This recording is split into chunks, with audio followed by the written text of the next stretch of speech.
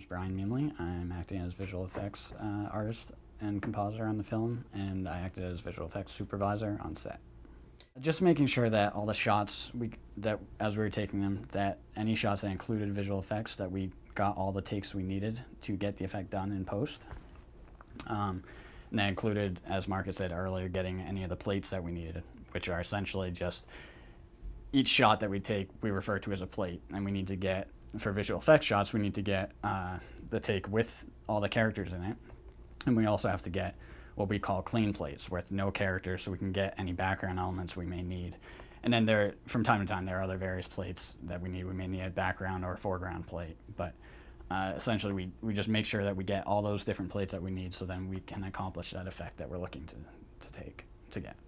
For instance, in these shots, this shot that you see behind me, we had 3 different plates here. We had the one with the main character here, and then we had a clean plate without anyone in it, and then we had the next character. And in that shot, we needed the one girl to transform from her to the other girl.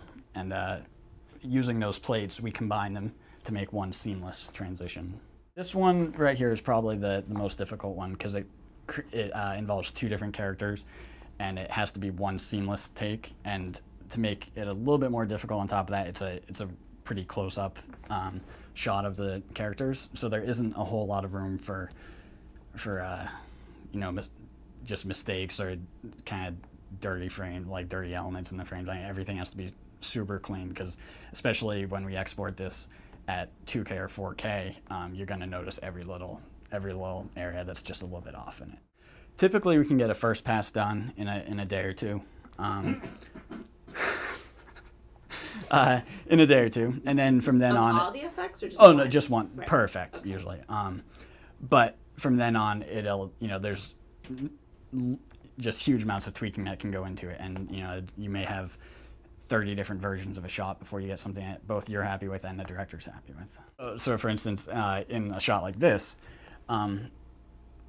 when it comes to us, the director may not exactly have a clear image as to what they want that transitional effect to look like. So it's up to us, and it's up to us to come up with multiple variations that he can look at and then kind of pick and choose from, and he can give input as to what he's looking for out of the shot.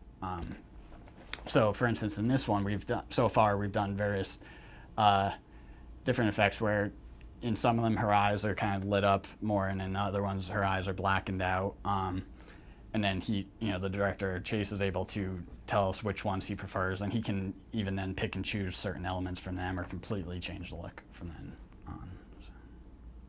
So. We're using mostly digital fusion and image sequences, and as Mark had said earlier, any of the shots that we're doing effects work on, we're using red rushes to export a series of image sequences, and we're using DPX format images for those.